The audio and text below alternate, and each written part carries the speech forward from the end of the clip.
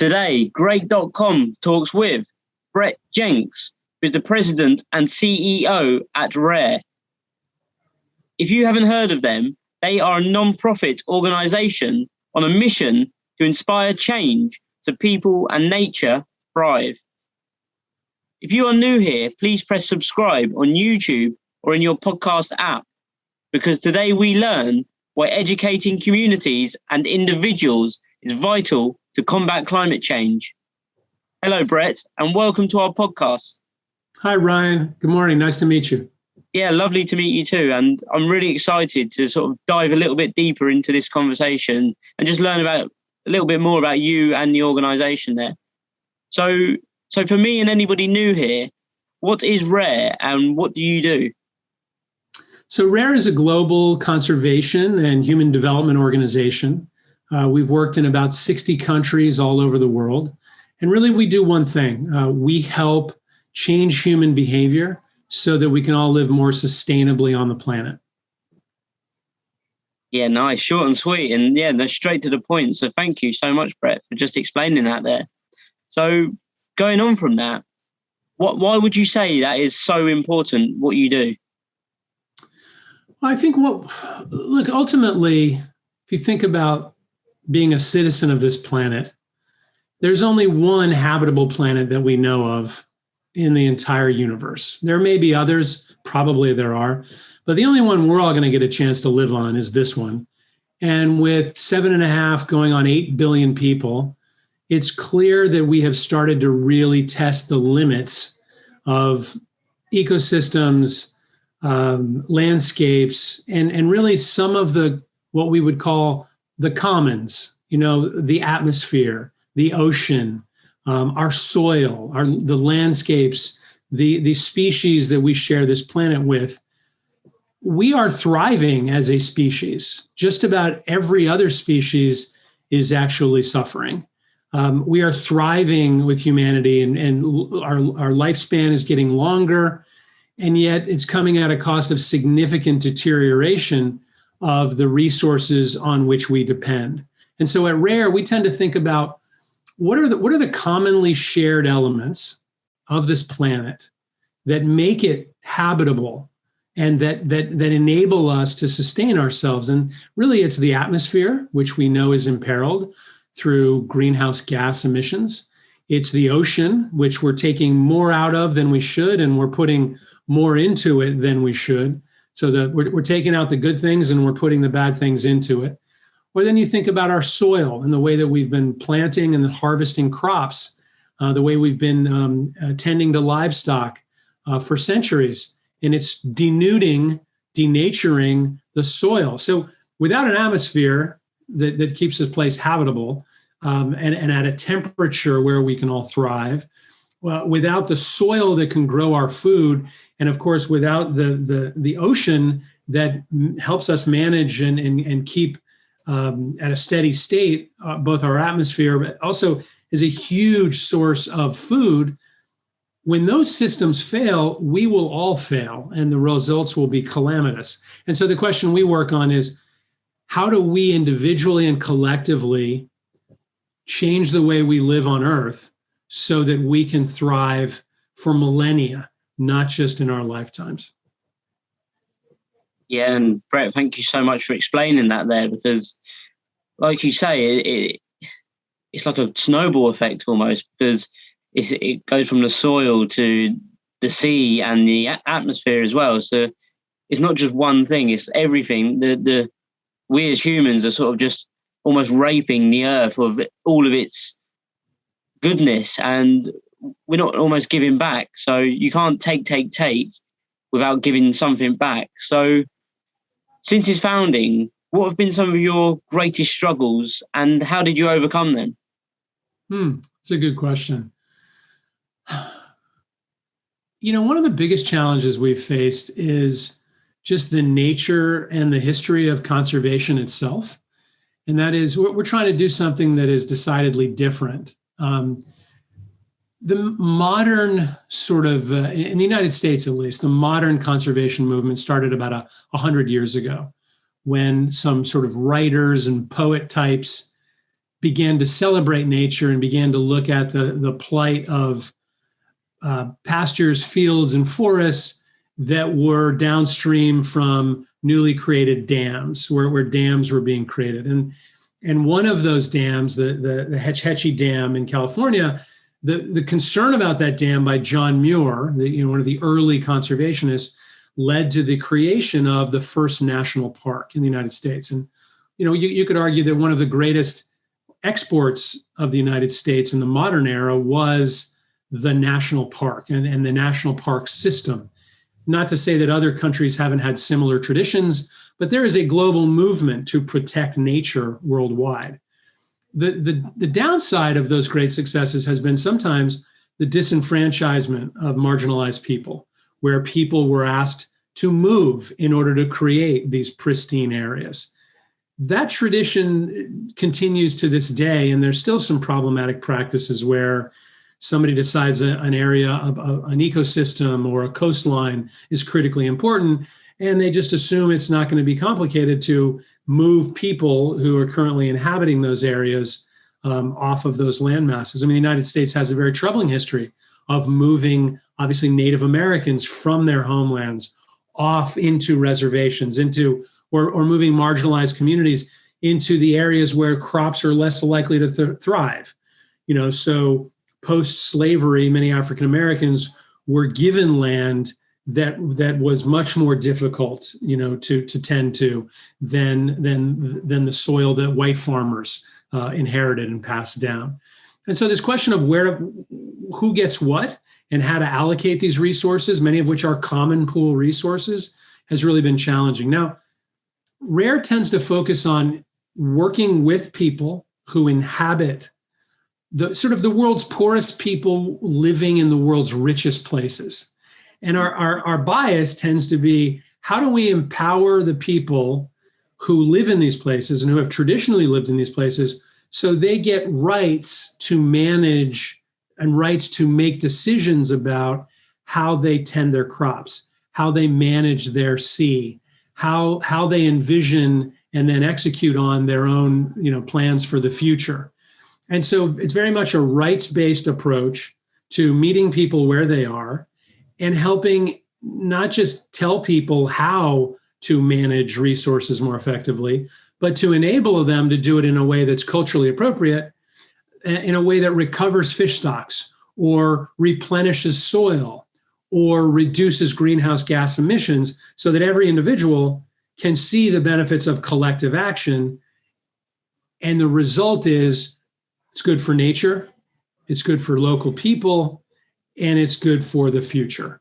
That's generally the way we think about it. So that much of the challenge, it's a somewhat long-winded way to both orient you, but also to answer your question, challenges we faced are, when we started doing this kind of work 30 plus years ago, there wasn't a lot of interest in, I would say, behavior change, the behavioral sciences.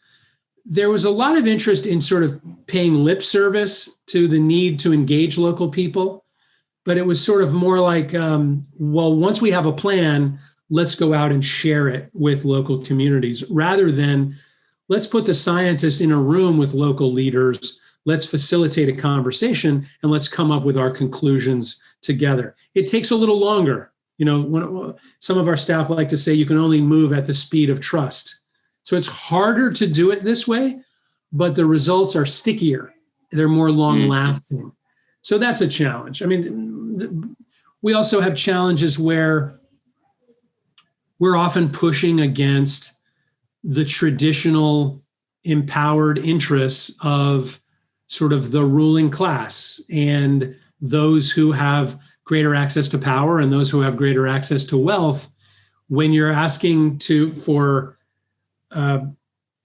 local people, for example, along the coasts of the Philippines or Indonesia, to be able to determine how the next 7 miles off the coast are managed, that might conflict with the fact that permits have been offered to wealthier families who have long had interests in fishing for particular species in those areas. And so we tend to we tend to manage conflicts between those that have had less power with those that have been more privileged. That's an uphill battle, as you can guess. That has led to conflicts where, some of our staff have been threatened. When you're speaking on behalf of those that have less power, you tend to become a target for those that have power. And so we've had problems around, challenges our staff have faced in terms of safety, challenges around trying to fund new ideas that are not in the norm within our sector, and just working across multiple countries, figuring out how to be both global and, of course, multicultural, while also very decisive and focused, is another kind of challenge. Yeah, and Brett, once again, thank you so much for sharing all of that knowledge and insights there, because a few things that stuck out. When you first started talking, the first thing that sprung to mind for me was, say, for instance, like the Brazilian, the rainforest, etc., with chopping the trees down. And it almost seems like, even what you were just saying a moment ago, where the money is, that's where they, cultivate the trees or the fish stock, etc. But then also, from my understanding, it's almost like desperate needs lead to desperate measures, especially for locals, because locals will usually go again where the money is, because they need that money to survive and provide for their family. So they will obviously fish the local fish. And then, say, if somebody comes along with the money, they will obviously gravitate towards that money. Do you ever see that at all? So then also going on to maybe a next question would be, sort of, what are some of the greatest needs or the biggest needs of the individuals and communities that you work and support? The communities that you work with and support, and how are you part of the solution overall? That's a great question. I would say that one of the biggest challenges that we face, both as individuals and as members of society, is we often just don't know what to do. We tend to believe that people want to do the right thing. We tend to believe that people are inherently good, and that any problem that humans have caused is probably best solved by humans just doing things differently. So if we start with that as the opening premise, then the question is, how do you help people understand what they can do? So let's take, you mentioned fishing in the ocean. Clearly, fishing for a day, if you're trying to maximize your revenue for the day, you are far more likely to race to catch the last fish. This is called the tragedy of the commons. And this is sort of like, this original vision emanated from the UK, years ago, when a writer was writing about this phenomenon by saying, imagine a group of sheep herders, and they've all brought their sheep to the common, to the grass to feed. Well, there's a certain point at which every individual farmer bringing his or her sheep to the common is going to benefit. And every sheep that is added is going to be able to feed and to thrive, up until the point that they wipe out that common and there's no more grass for the sheep. This is what's happening with our atmosphere. It's what's happening with our soil. It's what's happening with our ocean. And this is the essential tragedy of the commons. Only in this case, it's the commonly used resources that we all share as human beings. So how do you address that? How does a sheep herder, or how does a fisherman, or how does a farmer know what some of the alternatives are? And so in the case of, let's say, coastal fisheries, what we have learned is that if a group of fishers fish individually, only thinking about their own self-interest, they are very likely to wipe out their local fisheries. This happens all over the world and has for literally almost a century now. In fact, there are recorded history of archaeologists who have dug under taverns in downtown London and found evidence that the fish were overfished in the year 1000 in the UK.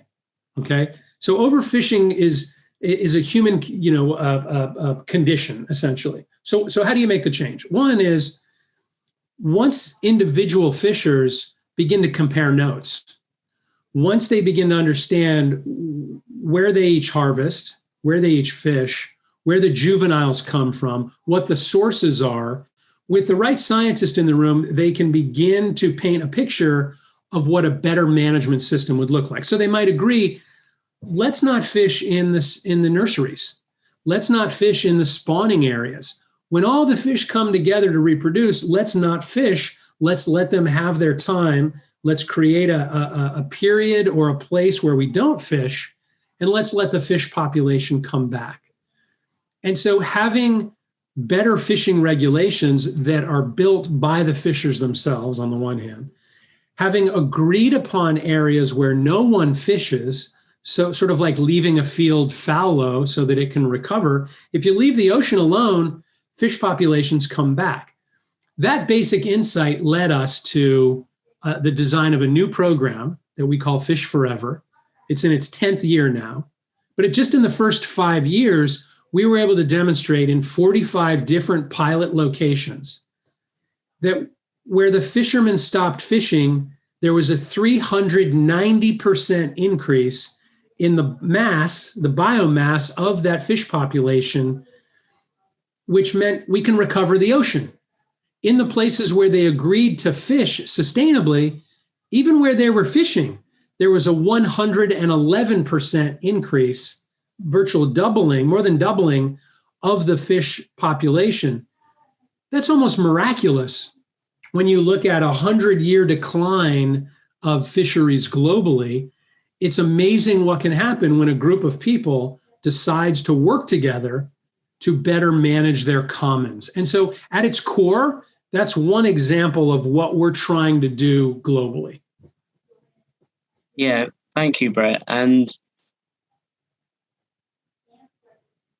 it's just like you say that when you say, or we as individuals give, say, for instance, the fisheries, etc., time to reproduce, to respawn, or whatever words you want to call it, it just allows it just to reproduce. Because, like I said earlier, you can't take without giving back at some point. And just, it almost just reminds me of, there's a quote and it says something like, everything will work again if you just unplug it for a while, even you.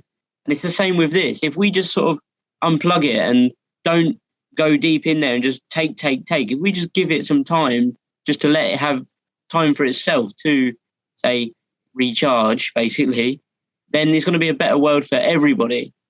And also, I liked what you said about just educating, say, local fishermen, say, for instance, don't all go to the same place every single time, because you just take in. And at one point, there will be nothing left either. So just going on, say, numbers, Brett, how many, say, communities have you sort of supported and educated? And what have been some of your most profound success stories?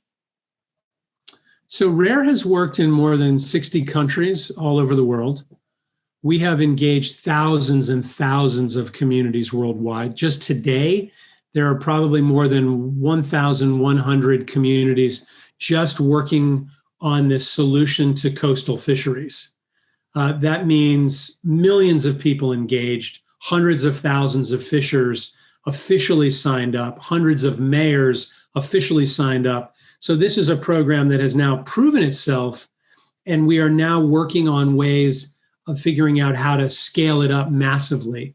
And so we almost need you need a certain kind of business plan to prove that something works and to collect the data and demonstrate its effectiveness.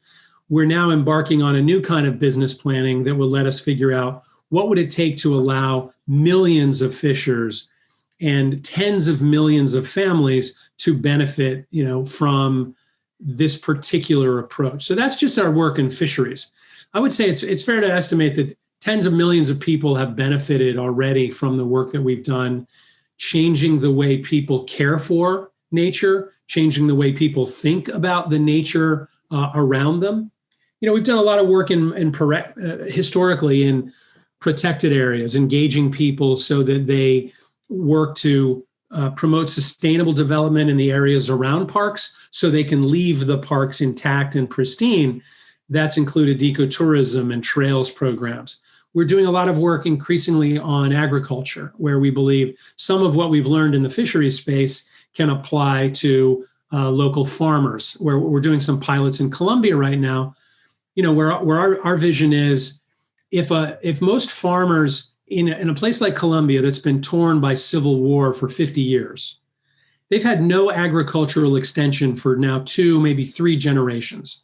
So farmers have had no help for 40 or 50 years. Well, how do we very quickly get all the farmers the help they need to promote climate smart agriculture? Less tilling, less fertilizer, less water, more composting, products of higher value, linking together to improve the value of their crops.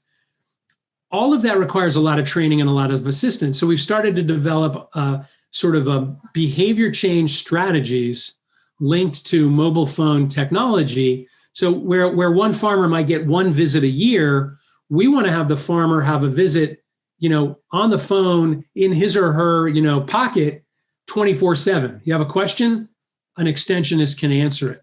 So that's one of the ways of really accelerating behavior change to benefit a farmer and to benefit the ecosystem in which they farm. To jump back to your question, so I would say millions of people have benefited. Where this becomes really valuable is, and I think one of our most successful programs right now, consider coral reefs and the ocean. Coral reefs are really a miracle on planet Earth. It is like a rainforest underwater with all of its richness, hundreds of species of birds, hundreds of species of fish, and hundreds of species, eventually thousands of species of coral globally. We are working in Indonesia and the Philippines and Mozambique. These countries have probably 65 to 70% of all the species of coral just in those countries. So you're talking about the world's richest coral reefs being fished by the world's poorest fishermen. And over time, if left to the current trajectory, those fisheries will be wiped out, first by overfishing, then by climate change. And so you can really get down in the dumps and you can get depressed thinking about the plight of coral reefs over the next 50 years. Or you can get to work and you can begin to think about, how do you make those coral reefs more resilient?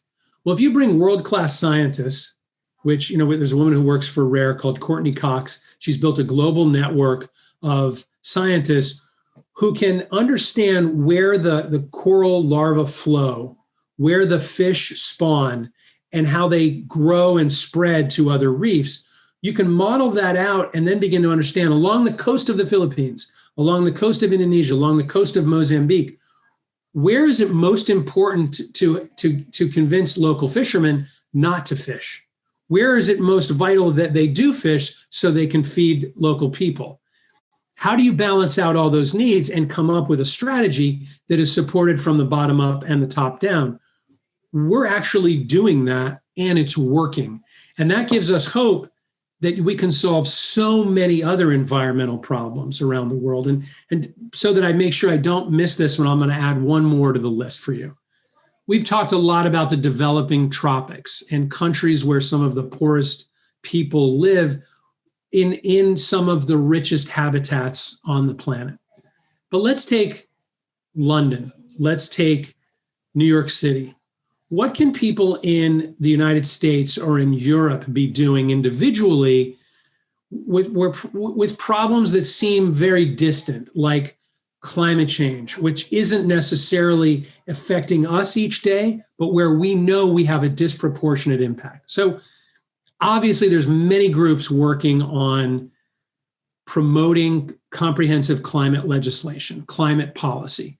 But to the average person in the UK or the average person in Europe, the average person in the United States, they don't think of themselves as policy wonks. They wouldn't know how to write a policy to address climate change. And they trust that their advocacy groups and the dollars that they donate are working on those things. So we've been asking ourselves, well, what can the average person do in their day-to-day lives? And so we came up with a list in the United States of 7 things that the average person can do to change their own behavior that will have a disproportionate influence on climate change, and that will let them adopt an identity of being someone who cares about and is taking action on climate, which hopefully makes them better advocates for climate change when the time comes.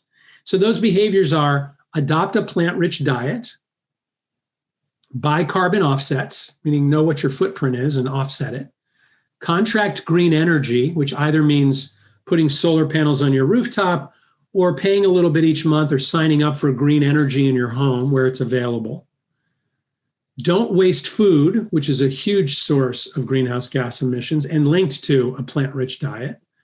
Electrify your vehicle and your transportation. So make sure your next car is electric, or use electric transportation to get you to work and to and from the shops. Fly less, use video conferencing more, as you and I are doing right now. And then, it's A, B, C, D, E, F, and G, get engaged socially and politically. And so that's a different kind of behavior that, if adopted by individuals, if you adopt it, Ryan, your listeners are going to adopt these behaviors. Your friends are more likely to adopt these behaviors because good behavior is contagious. We know this from behavioral science.